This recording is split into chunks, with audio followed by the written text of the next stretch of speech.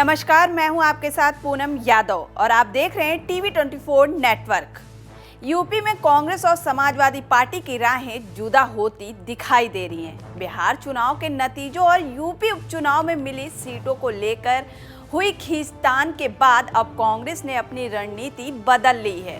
कांग्रेस ने अकेले ही यूपी पंचायत चुनाव लड़ने का ऐलान किया है। नई दिल्ली में सोनिया गांधी के आवास पर हुई बैठक में इसको लेकर फैसला लिया गया है, जिसके बाद उत्तर प्रदेश की सियासत में हलचल मच गई है और इसे 2027 के विधानसभा चुनाव से पहले कांग्रेस की एक नई रणनीति के तौर पर देखा जा रहा है।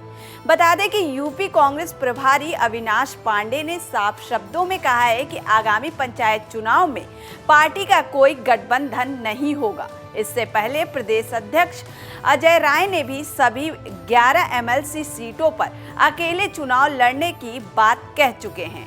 दरअसल कांग्रेस को लगता है कि गठबंधन में रहकर उसे वो सम्मानजनक सीटें नहीं मिल पा रही हैं जिसकी वो हकदार है। इसीलिए पार्टी अब जमीनी स्तर पर अपनी खुद की ताकत को परखना और बढ़ाना चाहती है।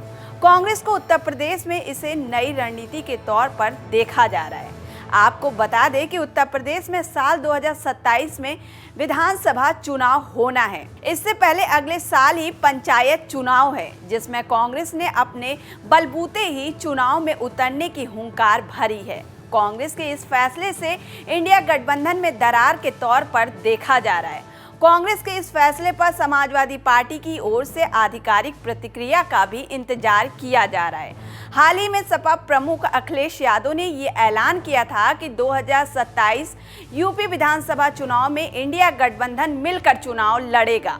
आपको बता दें कांग्रेस के इस फैसले को 2027 के विधानसभा चुनाव में अपनी बार्गेनिंग पावर बढ़ाने के तौर पर देखा जा रहा है। समाजवादी पार्टी कांग्रेस के पिछले प्रदर्शन को देखते हुए उसे 50 से 60 सीटें देना चाहती है। वहीं कांग्रेस की नज़र 125 से 150 सीटों पर है। अपनी मांग को मनवाने के लिए कांग्रेस को पंचायत और एमएलसी चुनाव में दम दिखाना होगा।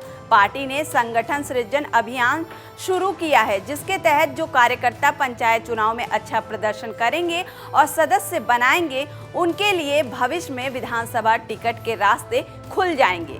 बहरहाल कांग्रेस को बड़ा झटका तब लगा जब बिहार विधानसभा चुनाव में केवल 6 सीटों पर ही जीत मिली। पार्टी ने 61 सीटों पर अपने उम्मीदवार उतारे थे। पार्टी एकला चलो की रणनीति पर काम करना चाहती है, जिससे जनाधार को मजबूत कर सके। वहीं अब पंचायत चुनाव में कांग्रेस अच्छा प्रदर्शन करने में सफल रहती है तो विधानसभा चुनाव 2027 में वो सपा से अधिक सीटों की डिमांड कर पाएगी। वहीं कांग्रेस के इस फैसले को खास राजनीतिक रणनीति के तौर पर देखा जा रहा है। पहला ये कि अकेले चुनावी मैदान में उतरने से कार्यकर्ताओं को बल मिलेगा, साथ ही कार्यकर्ताओं को टिकट देने से पार्टी का बेस मजबूत होगा। कांग्रेस प्रदेश में खोया जनाधार हासिल करना चाहती है, जो उस समय के साथ कमजोर हुआ। हालांकि पार्टी को लोकसभा चुनाव में संजीवनी मिली जब कांग्रेस ने 17 सीटों पर चुनाव लड़कर 6 पर जीत हासिल की।